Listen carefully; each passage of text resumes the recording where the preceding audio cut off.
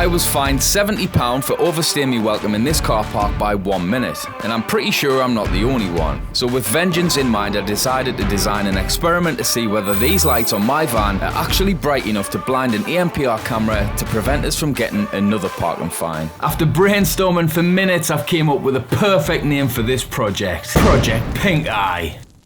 Now that we've got the cool name sorted, this is how the experiment's going to work. There are 3 stages to this experiment: the research stage, the actual experiment itself, and finally the outcome, which involves a long, excruciating wait to see whether I've got another fine or whether it actually worked. But before we get ahead of ourselves, we need to start stage 1, which is the research stage. So first things first, it was onto Google, trying to figure out exactly what an ANPR is and how it works, and then once I had a rough understanding, then at least I knew what we were up against. ANPR stands for Automatic Number Plate Recognition, and basically it's a system that I presume was an all-in-one, off-the-shelf type product with the camera, software, everything came as a pack. They put it up on a big pole and it give everyone tickets. Turns out that's actually not true. Now ANPR essentially is an AI type system that finds the footage that you send to it, picks out the car, finds the registration, puts that into an actual number on a database, and then says, right, that's who owns that car. Let's send them a ticket. If you already know what you think the outcome's going to be, put a comment in the comment section with the number 1 first, so we know that you guessed at this point of the video. Now we're on to phase 2, which is testing. This is a top-down view of my house, and this is the layout that we're working with. The cameras themselves will be placed over here, and the van will start around the corner here. And to simulate the van turning off a main road and into a car park, we'll be driving from here around the corner and towards the camera. Now, if at any point the camera can recognize the registration, then unfortunately for that test, it's a fail. Fingers crossed this actually works. We ran the test yesterday. Let's have a look at the daytime footage, which I'm pretty much certain isn't really going to work.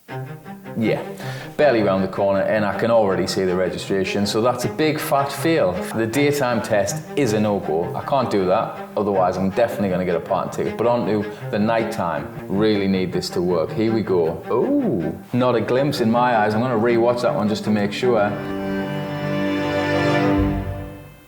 Now you can't even see it when we first come around the corner. The camera really struggles like mad. So the tests at home have been a resounding success. However, there are 2 potential scenarios while we're out in the field doing the experiment. Number 1, it all works. In the second scenario, it probably won't work. So let's dive into the scenarios and see exactly what they are. Scenario 1 is that the camera is actually quite low down, almost at registration height, and it clocks you as soon as you're driving into the car park. For me, this is the best case scenario because as we've seen in the testing phase, the lights completely blind the camera and there's almost a 0% chance that it'll see us. Then there's the second scenario, which is the most likely, and this is that the ANPR camera is actually located on the top of a pole somewhere high looking down. However, if this is the case, it doesn't necessarily mean that it's an automatic fail, because if the camera is located far enough back from the entrance, the beams from the lights may still spread enough to blind the camera, but we won't know which of the 2 scenarios it is until we do a scouting mission. I'm here at the hospital, all stealthed up, look like a wrong'un, so I'm just gonna have a little walk along with my iPhone, see what I can see what cameras I can find, then we'll know exactly what we're working with. I'm not entirely sure where this camera is. I've had a look on Google Street View and I think I know where it is. Yeah, I can see them. They've got bloody big old infrared lights, so I'll show you where they are. They are proper big old beefy cameras. Oh my god, they've got them everywhere. I think the one as we first come in are our best chance, because this one here, I can't see us beating it because there's not enough space.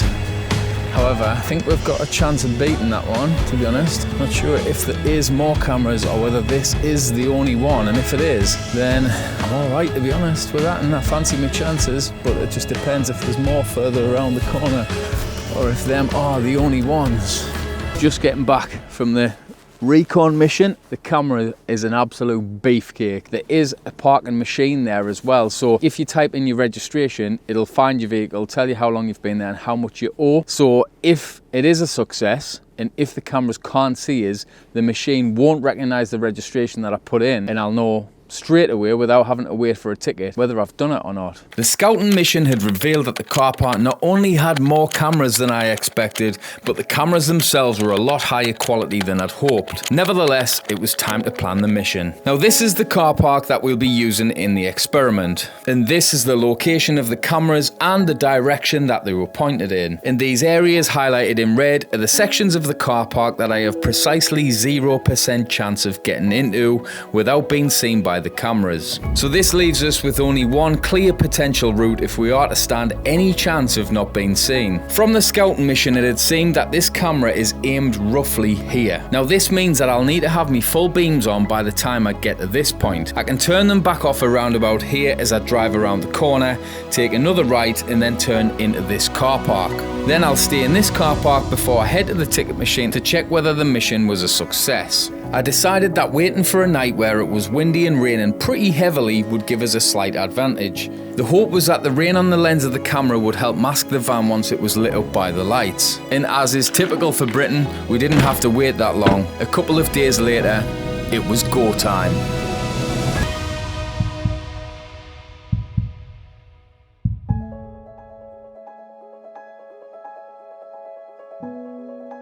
While I sit out here watching the traffic and everyone coming and going, let's look at the potential failure points, because there's actually quite a few of them. Now, if anyone is walking down the path, left or right, and I have to turn the lights off, then I fail. If any car comes from the 3 potential directions that they could come from while I'm driving there, and I have to turn the lights off, then I fail. If that isn't the only ANPR camera that I've spotted on the little route that I drive round, then I fail. And also on top of that, if I can't get into the next little car park and I have to drive further down and another camera clocks us, then I'll fail. It's all about timing. I need a good gust of wind, I need some good rain and just a nice free run at it. I've only got one chance at this, and if another car or person comes, I can't abort. I'm committed at that point. It's all about timing, this one. After hours of research and testing, a scouting mission that made us look like an absolute lunatic, a list of potential failures as long as me arm, and another potential fine from ParkingEye, it was finally time. Would I eventually get one back over on ParkingEye, or was I just about to go 2-0 down? Danny got into position to film the entrance, and now it was all about the timing. So this is it. This is the build-up. Danny is in position to try and record it, and now it's just a waiting game. So now what I need to do is wait till I get a relatively clear run. Now I need no people and no other cars. I'm actually really nervous as well. I am pretty nervous.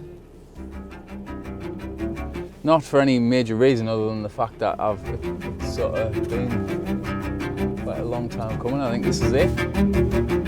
This is it. Lights are on, full beams are on, and we're off. I'm going to blind someone, but unfortunately I can't help it. I'll pass the camera. Come on. Sorry. All of this build up for that very short burst. I don't know why I'm so excited, but we'll see.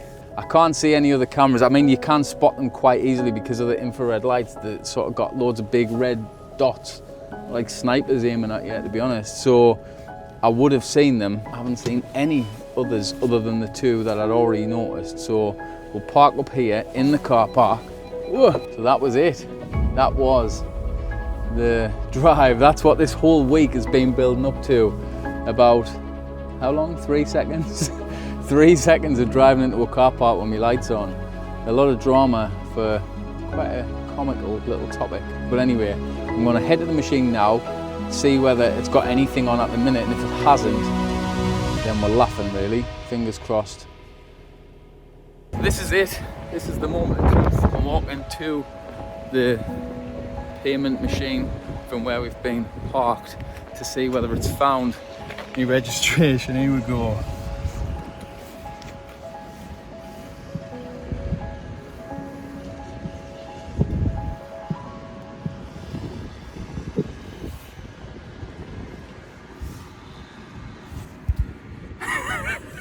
It worked.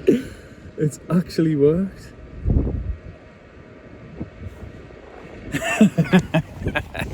There we have it. What a belter.